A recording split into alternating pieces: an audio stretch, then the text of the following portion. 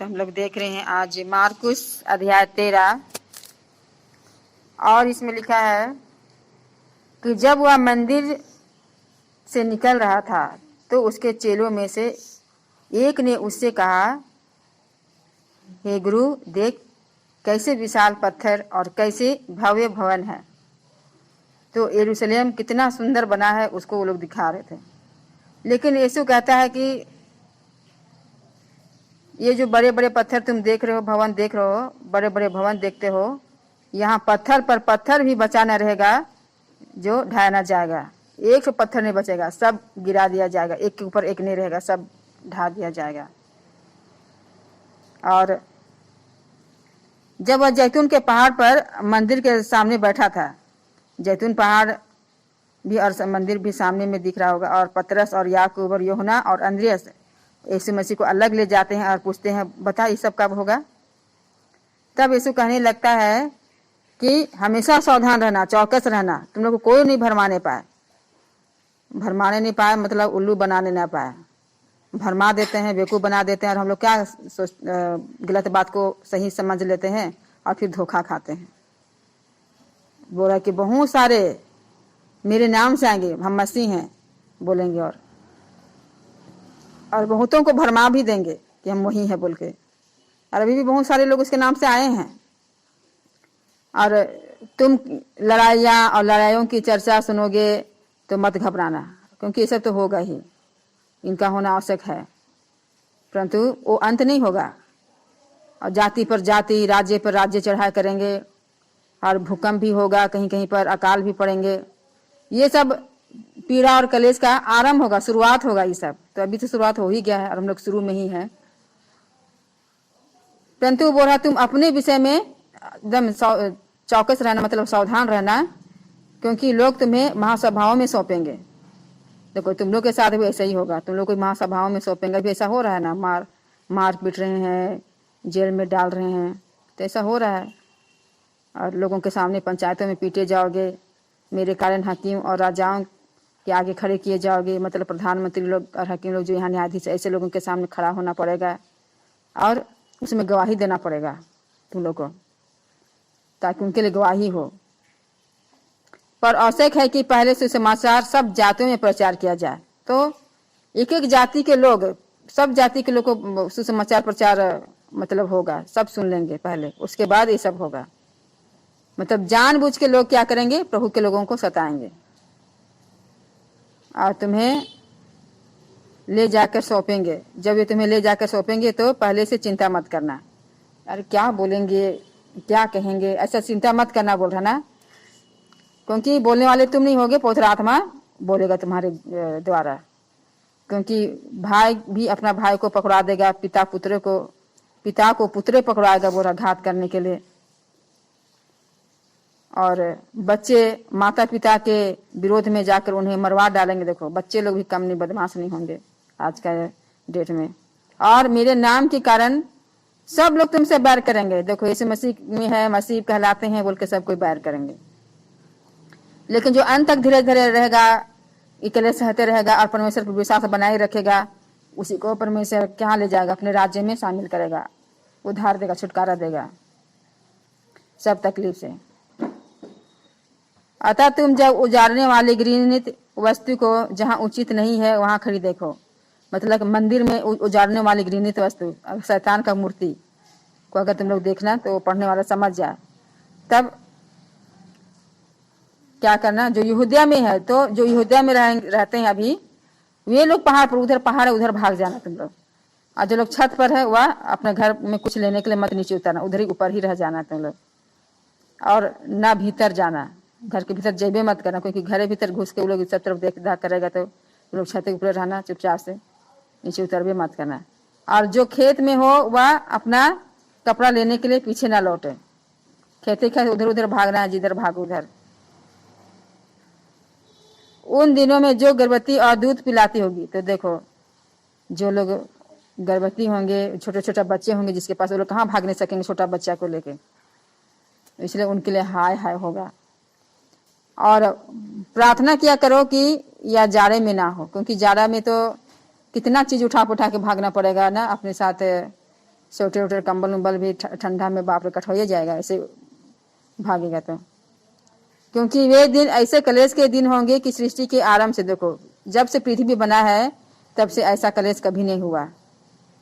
जब से परमेश्वर सृजा तब से ऐसा कभी नहीं हुआ, ना अब तक हुआ है ना कभी होगा। यही आखिरी लास्ट होगा बोल रहा है। और प्रभु इन दिनों को क्या किया है, पिता परमेश्वर से घटा दिया है, नहीं तो कोई प्राणी नहीं बचता बोल रहा है। परंतु उन चुने हुओं के कारण, जिसको उसने चुना है, उन दिनों को घटाया है। तो प्रभु जिन बहुत लोगों को, यहाँ पृथ्वी में बहुत सारे धर्मी लोग हैं, उनके कारण परमेश्वर ऐसा अभी नहीं होने दे रहा, घटा दिया है। उस समय यदि कोई तुमसे कहे देखो मसीह यहाँ है, अगर ऐसे समय में ऐसा कलेश का दिन जब आएगा और कोई देखो ना यहाँ पर मसीह है, यहाँ पर ऐसा है, यहाँ चमत्कार बहुत ज्यादा हो रहा है, यहाँ पर ऐसा होने वाला है, प्रतीति मत करना। क्योंकि सब झूठे मसीह, झूठे भविष्यद्वक्ता उठ खड़े होंगे अंत के दिन में और बहुत चिन्ह चमत्कार दिखाएंगे। और यदि हो सके तो चुने हुए लोग उसको भरमा देंगे और वो लोग नरक चल जाएगा। इसलिए सावधानी रहो, पर तुम चौकस रहो और देखो मैंने तुम्हें सब बातें पहले ही से बता दी है। तो परमेश्वर इस मसीह हम लोग को पहले से बता दिया है, इसलिए हम लोग को बहुत सावधान रहना है कि हम लोग भरमाए नहीं जाए।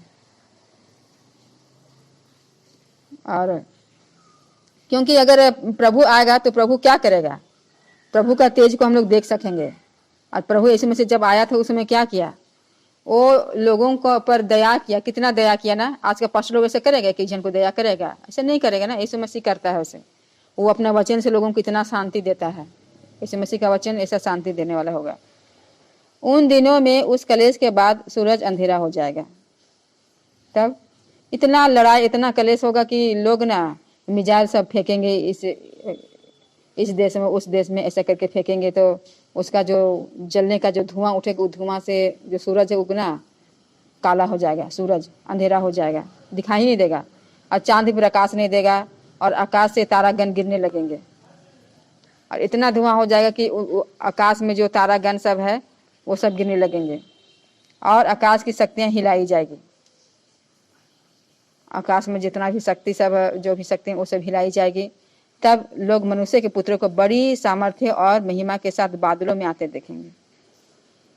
जब ऐसा होने लगेगा, बहुत भयानक युद्ध छिड़ने लगेगा, तब परमेश्वर अपनी महिमा के साथ बादलों में आते हुए देखेंगे लोग। सोचिए, उस समय वह अपने दूतों को भेजकर पृथ्वी के इस छोर से आकाश के उस छोर तक चारों दिशाओं से अपने चुने हुए लोगों की इकट्ठा करेगा। जब ऐसा महिमा में आएगा बादल में, तो सरदूत को पहले भेजेगा और सरदूत लोग जितने प्रभु के लोग हैं सबको इकट्ठा करेंगे, चुन चुन के लाएंगे, उठा उठा के लाएंगे, एक जगह जमा करेंगे।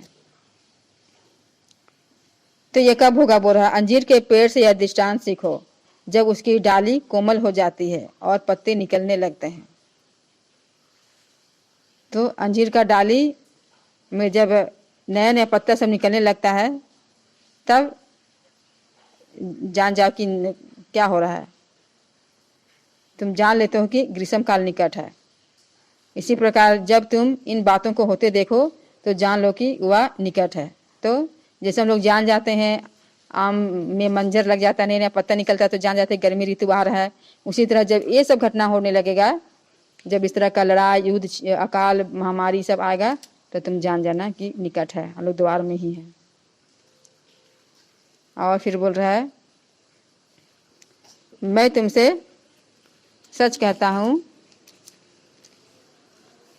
कि जब तक ये सब बातें ना हो लेगी तब तक ये लोग जाते ना रहेंगे। तो इस पूरी का अंत तभी होगा, ये बातें जब होगा, इस तरह का इस मसीह आएगा, तभी ये लोग जाते रहेंगे।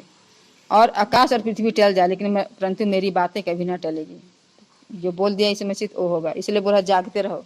जागते रहो का अर्थ है कि हमेशा सभा में रहो, मतलब विनती प्रार्थना में आते रहो और भला का काम करते रहो, सोते नहीं रहो, मतलब जागते रहो। तो बुद्धिमान स्त्री लोग क्या कर रहे हैं, अपने साथ तेल भर के रखे हैं ना, एक्स्ट्रा तेल, मतलब लोग संगति भी कर रहे हैं, भलाई का काम भी कर रहे हैं और लोगों को वचन का प्रचार भी कर रहे हैं। ऐसा करके वो लोग एक्स्ट्रा तेल अपना ये में दिया में डाल के रखे हैं। और जो लोग मूर्ख लोग हैं वो लोग क्या कर रहे हैं, सिर्फ फॉर्मेलिटी के लिए आ रहे हैं, क्या प्रार्थना करने आते हैं और कुछ नहीं कर रहे हैं।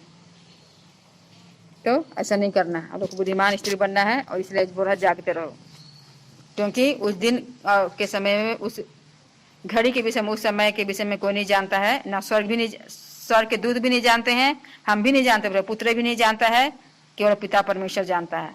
फिर बोल रहा देखो जागते और प्रार्थना करते रहो। तो हम लोग क्या करना है, जागते रहना है, प्रार्थना भी करते रहना है, क्योंकि तुम नहीं जानते कि वह समय कब आएगा। पर उस मनुष्य की किसी दशा है जो परदेश जाते समय अपना घर छोड़ जाए और अपने दासों को अधिकार दे। तो यीशु मसीह क्या किया, सड़क जा रहा था और अपने दासों को बोला कि जाओ पृथ्वी के छोर तक जाओ और मेरे वचन का प्रचार करो, सुसमाचार का प्रचार करो ना, ऐसा बोला और चला गया है। तो अभी हम लोग को काम सौंप दिया है, तो हम लोग को वो सब काम करना पड़ेगा। और बोला अपने दासों को अधिकार दे दिया और हर एक को उसका काम बता दे। अपना सबों को यीशु मसीह क्या किया है, सबों को काम बता दिया है और अपने चल गया। और द्वारपाल को जागते रहने की आज्ञा दी है। और द्वारपाल कौन है, जो लीडर है, जो कलीसिया का लीडर है, उसको बोल रहा है तुम जागते रहो। इसलिए जागते रहो क्योंकि तुम नहीं जानते कि घर का स्वामी कब आएगा। हम लोग नहीं जानते कि प्रभु यीशु मसीह कब आएगा, सांझ को आएगा या आधी रात को आएगा या मुर्गे के बांग देने के समय आएगा या भोर को आएगा, नहीं जानते हैं। ऐसा ना हो कि वह अचानक आकर तुम्हें सोते पाए। अगर प्रभु अपने लोगों को सोते हुए पाएगा तो क्या होगा, वो लोग तो सीधा नरके जाएंगे। इसलिए सबसे कहता है कि जागते रहो, मतलब हमेशा यीशु मसीह के करीब रहो, वचन संगति करते रहो और भला काम करते रहो और वचन का प्रचार भी करते रहो। प्रभु आशीष दी सचिन के द्वारा।